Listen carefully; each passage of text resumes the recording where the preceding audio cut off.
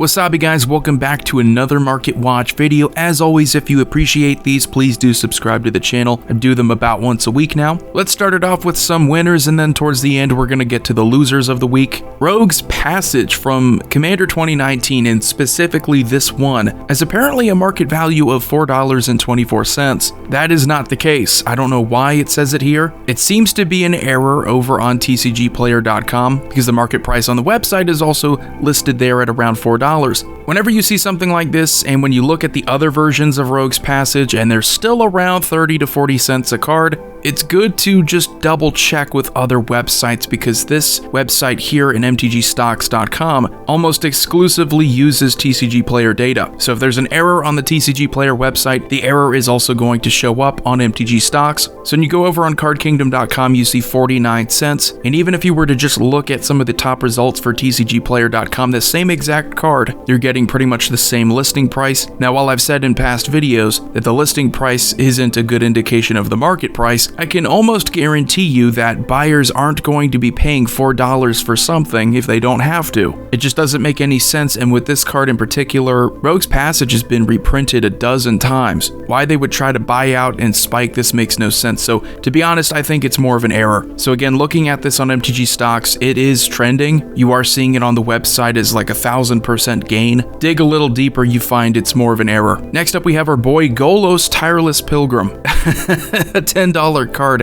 at one point. He has definitely seen better days, but has been gaining as of recent. I'm guessing this is because of Modern. Would be pretty much the only format, that in Legacy, where you could realistically play him, maybe have some kind of power. I'm leaning more towards Modern because you do have the whole Primeval Titan thing, and if that was powerful in Modern for searching up any land, then I'm guessing this is going to be powerful for a similar reason. That being said, the gain is pretty moderate. Value was absolutely killed after it got banned, but now we're starting to see $3 to $4. We have another legendary Shield Clockwork Scholar from Commander 2021 just last year. I think this is a pretty underrated option, but you are in mono white, and that did kind of take away from the rest of the precon deck that it came in. So if you wanted to build a commander deck around Shield, you would have to sacrifice a lot of good red artifacts, a lot of good red spells that interact with artifacts, and that's the kind of sacrifice I don't think players wanted to make out of the box. But the abilities here are pretty solid. You get to protect your artifact creatures when they attack, and whenever you play more artifact creatures, you get to draw cards. You get to do that once a turn, but it's still great card draw. Relatively valueless, but recently we're starting to see $2, maybe get up to $3. Precon cards like these do tend to do pretty well long term, so we'll see. Now we get to talk about Kaldheim. We have Hengegate Pathway, one of the weird dual lands. It's not really a dual land, but it's a flip land where you get to decide if you really want blue, you could turn it into a land that taps for blue. Keep in mind, Kaldheim and a lot of other sets, I think up to around Adventures in the Forgotten Realms, are going to be rotating out this September. So that's only 5 months away. May seem like a long time, but we're going to see the impact on cards like this. So it's seeing around $15. Market price, listing price seems consistent. I don't think that's going to last long term at all. It's a great land. These are great lands from Kaldheim, but you also see other lands from Kaldheim that are going down. And we're going to talk about one later in the video. So if you're able to get, over $10 for these flip lands from Kaldheim, I say if you're not playing standard, if you don't need them in your commander decks or anything like that, just sell them off, pat yourself on the back. Then we have Timely Ward. Now, I remember looking at this card when I was cracking open Commander Legends. There are a lot of cards in that set, folks, that are ticking time bombs for value. A lot of people did open this, and this is probably the biggest reason why you see a lot of low value cards in the set. You're going to see something that kind of flew under the radar like Timely Ward grow in value, and this past week it's now above $3. We also have the Light Pause Commander option that works really well with auras. A lot of enchantment focused strategies lately, and this is a flash aura that can give your commander indestructible. I mean, side by side with the actual card indestructibility, this is better. You would want to play this over that all day. But it's no secret, we've been talking about Commander Legends for a while now. A lot of other people have. You just have great support for decks. You have a lot of cards that have future potential. But let's talk about another gainer here, which was a loser last week, Halvar, God of Battle. And it's funny, you look at the chart at the very end there, most recent weeks, you see the dip and you see it recover.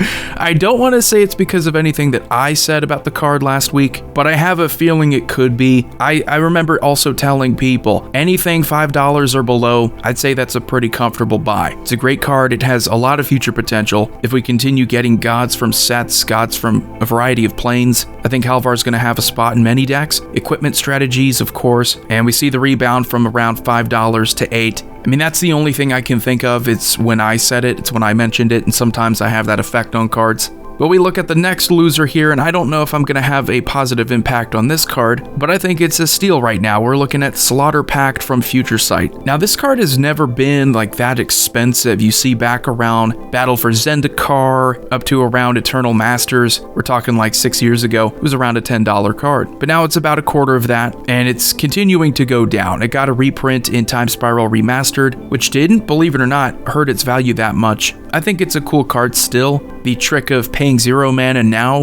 and paying a few mana later on, it's unique. We have essentially other free spells that kill creatures, but I think Slaughter Pact being one of the first good ones, and you told me it's only a couple dollars, yeah, sure, I'll pick it up. Next, we have another loser here, but this is one that you might want to pay attention to. Again, I mentioned this earlier that Kaldheim is approaching its rotation out of Standard, and that's when you're going to see a lot of cards like Goldspan Dragon go down. I don't play Standard, so I know I get a lot of people who ask me, well, what do you think about this in the format? What do you think about that? I have honestly no idea what's going on, just that Goldspan Dragon has been a very good card for me in Commander. It synergizes with the treasure token strategy, which has only gained popularity over the years. And I mean, one of the most popular commanders last year being Prosper Tomebound, it was to no one's surprise. And as you can see, I mean, getting down around $20, this was where it was before Adventures in the Forgotten Realms. So it's not really becoming a valueless card, it's just settling back to where it was before people really started to play with it in Commander. It's a great card still, everything about it is wonderful. So if you are looking to flip cards before September, this might be one to pay attention to. And the last card, this